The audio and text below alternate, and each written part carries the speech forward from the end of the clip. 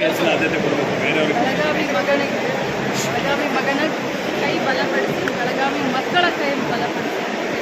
ಚಿಕ್ಕೋಡಿಯಲ್ಲಿ ಪ್ರಿಯಾಂಕಾ ಜಾರಕಿಹೊಳಿ, ಬೆಳಗಾವಿಯಲ್ಲಿ ಮೃಣಾಲ್ ಹೆಬ್ಬಾಳ್ಕರ್ಗೆ ಜಯಬೇರಿ ಬಾರಿಸಲಿಕ್ಕೆ ಆಶೀರ್ವಾದ ಮಾಡಿದ್ದಾರೆ. ಬಿಜೆಪಿ ವಿರುದ್ಧ ಅಸ್ತ್ರ ಅನ್ನೋದಕ್ಕಿಂತ ನಮ್ಮ ಬೆಳಗಾವಿ ಸ್ವಾಭಿಮಾನ, ಅಸ್ತ್ರಕ್ಕಿಂತ ಇದು ಸ್ವಾಭಿಮಾನ. ನಮ್ಮ ನೆಲ ಜಲ ನಾವು ಹೋರಾಟ ಮಾಡಿದ್ದೀವಿ, ಅಭಿವೃದ್ಧಿ ಪರವಾದಂಥ ಚಿಂತನೆ ಆಗಿದೆ. ನಮ್ಮ ಬೆಳಗಾವಿಗೆ ಕೊಟ್ಟಂಥ ಕೊಡುಗೆ ಜನರು ಬಹಳಷ್ಟು ಭಾವನಾತ್ಮಕ ಮಾತಾಡಿದ್ರು. ಏನಂತಾರೆ, ಅವ್ರು ಬೇರೆ ಕಡೆ ಸೆಟ್ಲ್ ಆಗ್ಬೋದಾಗಿತ್ತು, ಆದರೆ ಈ ಒಂದು ಭವಿಷ್ಯನ ಅವರ ನಿಮಗಾಗಿ ಕೊಡ್ತಾ ಇದ್ದಾರೆ. ಮೃಣಾಲ್ ಇರ್ಬೋದು ಅಥವಾ ಪ್ರಿಯಾಂಕಾ ಇರ್ಬೋದು, ಇದು ಕೂಡ ಏನಂತಂದರೆ ಈ ಒಂದು ಚುನಾವಣೆಯಲ್ಲಿ ಅವ್ರ ಭವಿಷ್ಯನೇ ನಿಮ್ಮ ಪರಕ್ಕೆ ಇಡ್ತಾ ಇದ್ದಾರೆ. ಯಾವ ಥರ ಇದನ್ನು ಖಂಡಿತವಾಗಿ ಅದು 100ಕ್ಕೆ 100 ಸತ್ಯ. ನಾವು ಕೂಡ ಮಾಡ್ತಿದ್ದಾರೆ ಸಹೋದರರು. ಈ ವೃದ್ಧಿ ತಮಗೂ ಕೂಡ ಭಾಳ ಕಷ್ಟ. ಮಳೆ ಇರಲಿ, ಚಳಿ ಇರಲಿ, ಇದಿರಲಿ, ತಮ್ಮ ಮನೆಯಲ್ಲಿ ಏನೇ ಒಂದು ಏನು ಸುಖದ ಸಂದರ್ಭ ಇರಲಿ, ದುಃಖದ ವಾತಾವರಣ ಇರಲಿ, ತಮ್ಮ ವೃತ್ತಿಗೆ ತಾವು ಧರ್ಮಕ್ಕೆ ಪಾಲನೆ ಮಾಡೋ ಹಾಗೆ ಎಲ್ಲರಿಗೂ ಪೊಲಿಟಿಕ್ಸ್ ಅಂತಂದರೆ ಸುಳಿದ ಬಾಳೆಹಣ್ಣು ಅಂತ ಆ ರೀತಿ ಇರುತ್ತೆ. ಇಲ್ಲ, ನಮ್ಮ ಕಷ್ಟ ನಮಗೆ ಗೊತ್ತು. ಬೆಳಗ್ಗೆಯಿಂದ ರಾತ್ರಿ 12 ಗಂಟೆವರೆಗೂ ಜನರ ಸಂಕಷ್ಟಕ್ಕೆ ಸ್ಪಂದನೆ ಮಾಡ್ಬೋದು. ಇವತ್ತು ನನಗೆ ಒಬ್ಬನೇ ಮಗ, ಅಣ್ಣನವರಂತೂ ಮಗಳನ್ನು ಒಳ್ಳೆ ರೀತಿಯಾಗಿ ಮದುವೆ ಮಾಡಿಕೊಟ್ಟು ಅವಳಿಗೆ ಬಿಸ್ನೆಸ್ಸನ್ನು ಮಾಡಿಸ್ಬೇಕು ಅಂತ, ಪೀಸ್ಫುಲ್ ಆಗಿರಲಿ ಅವ್ರ ಮೈಂಡು ಅಂತ. ಯಾಕಂದರೆ ಇನ್ನು ಬೆಳಗಾದರೆ ನಾವು ಸಮಾಜ ಸೇವೆ, ಜನಸೇವೆ ಮಾಡುವಂಥ ಸಂದರ್ಭದಲ್ಲಿ ಭಾಳಷ್ಟು ಕಷ್ಟ ಕಾರ್ಪಣ್ಯಗಳನ್ನು ಜನ ಹೇಳ್ತಾರೆ. ಸೊ ಜೀವನ ಪೂರ್ತಿ ನಮ್ದು ಅದೇ ಇದೆ. ಬಟ್ ನಾವು ಇಟ್ಸ್ ಅವರ್ ಚೂಸನ್ ಪಾರ್ಟ್. ನಾವು ಇದನ್ನು ಬೇಡಿ ಬಯಸಿ ನಾವು ಪೊಲಿಟಿಕ್ಸ್ ಬಂದಿದ್ದೀವಿ. ನಮ್ಮ ಮಕ್ಕಳು ಫಾರಿನ್ನಲ್ಲಿ ಸೆಟ್ಲ್ ಆಗ್ಬೋದಾಗಿತ್ತು, 6 ತಿಂಗಳಿಗೊಮ್ಮೆ ಫಾರಿನ್ ಟ್ರಿಪ್ ಹೋಗ್ಬೋದಾಗಿತ್ತು.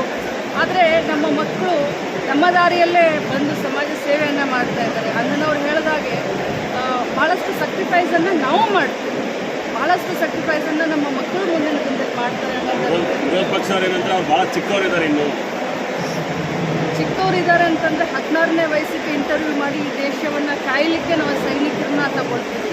ಈ ದೇಶವನ್ನು ಕಾಯಲಿಕ್ಕೆ, ಸಂರಕ್ಷಣೆ ಮಾಡಲಿಕ್ಕೆ. ನನ್ನ ಮಗನಿಗೆ 29 ವಯಸ್ಸು, ಪ್ರಿಯಾಂಕಾಗೂ ಕೂಡ 26-27 ವಯಸ್ಸು. ಸೊ ದೇಶದ ಗಡಿಯನ್ನು ಕಾಯಲಿಕ್ಕೆ, ಸುಭದ್ರತೆಯನ್ನು ಕೊಡಲಿಕ್ಕೆ ನಾವು ಸೈನಿಕರನ್ನ ಆರಿಸ್ತೀವಿ. 18ನೇ ವಯಸ್ಸಿಗೆ ನಾವು ಮತದಾನದ ಹಕ್ಕನ್ನು ಕೊಡ್ತೀವಿ, ಈ ದೇಶದ ಭವಿಷ್ಯವನ್ನು ಕೊಟ್ಟಕ್ಕೆ ಅಂತ.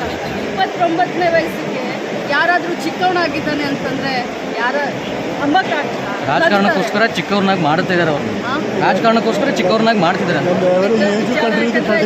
ಭಾಳಷ್ಟು ಬುದ್ಧಿವಂತರಿದ್ದಾರೆ, ಗೊತ್ತಾಗ್ತದೆ. ಮೇಡಮ್, ಈಗ ಬೆಳಗಾವಿಗೆ ಹೊರಗಿನವರಿಂದ ಸಾಕಷ್ಟು ಅನ್ಯಾಯ ಆಗಿದೆ.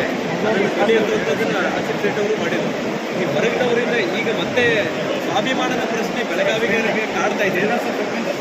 ಖಂಡಿತವಾಗ್ಲೂ ಕಾಡುತ್ತೆ. ನಿಮ್ಮಲ್ಲಿ ಇದನ್ನು ನಾವ್ಯಾರೂ ಹೇಳ್ತಾ ಇಲ್ಲ, ಅವರ ಸ್ವಂತ ಪಕ್ಷದವರೇ, ಅಣ್ಣನವರು ಹೇಳಿದಾಗೆ ಪಕ್ಷದವರು ಹೇಳ್ತಾ ಇದ್ದಾರೆ.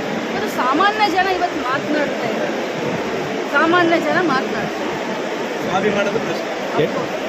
ಮುಖ್ಯಮಂತ್ರಿ ಇದ್ದಾಗ ಭಾಳಷ್ಟು ಯೋಜನೆಗಳು ಬೆಳಗಾವಿಗೆ ಬರಲಿಲ್ಲ ಅಂತ ಆಶೀಪ್ ಚಂದ್ರ ಆರೋಪ ಮಾಡಿರುತ್ತಾರೆ. ಅಷ್ಟು ಯೋಜನೆಗಳೇ ಬರಲಿಲ್ಲ. ಈಗ ಏನಂದ್ರೆ ವಾಪಸ್ ಬೆಳಗಾವಿ ಬರ್ತಾ ಇದ್ದಾರೆ.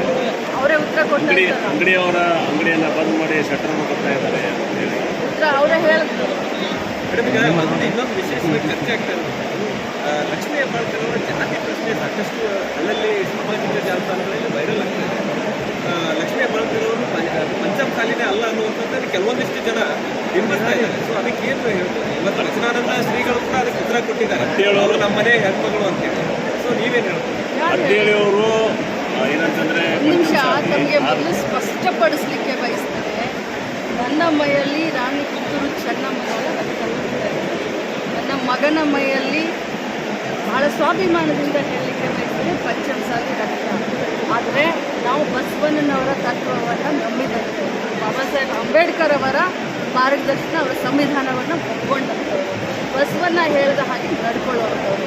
ಯಾರು ಈ ರೀತಿ ಮಾತನಾಡ್ತಾ ಇದ್ದಾರೆ, ಮಾಡ್ತಾ ಇದ್ದಾರೆ, ಅವ್ರಿಗೆ ಎಲ್ಲಿ ಬುದ್ಧಿ ಭ್ರಮಣೆ ಆಗಿದೆ ಅಂತ ಹೇಳಲಿಕ್ಕೆ ಬಯಸ್ತಾರೆ. ಇರಾನಿ ಅಣ್ಣನವ್ರಿಗೆ ಗೊತ್ತಿಲ್ಲ, ಪಂಚಮಸಾಲಿ ಹೋರಾಟದಲ್ಲಿ ನಾನು ನನ್ನ ಮಗ ಎಷ್ಟು ಮುಂಚೂಣಿಯಲ್ಲಿ ನಿಂತ್ಕೊಂಡು ಹೋರಾಟ ಮಾಡಿದ್ದೀವಿ. 2A ಮೀಸಲಾತಿಗೆ ನನ್ನ ತಮ್ಮ ಸಂಪೂರ್ಣ ಕುಟುಂಬ ನಿಂತ್ಕೊಂಡು ನಾವು ಆ ಒಂದು 2A ಮೀಸಲಾತಿಗೆ ಹೋರಾಟವನ್ನು ಮಾಡಿದ್ದೀವಿ. ಬಹುಶಃ ಇರಾನಿ ಅಣ್ಣನವ್ರಿಗೆಲ್ಲೋ ನಿರಾಶೆ ಆಗ್ತಾ ಇದೆ ಅಂತ ಅನಿಸ್ತದೆ, ನಿರಾಸೆ ಆಗ್ತಾ ಇದೆ ಅಂತ.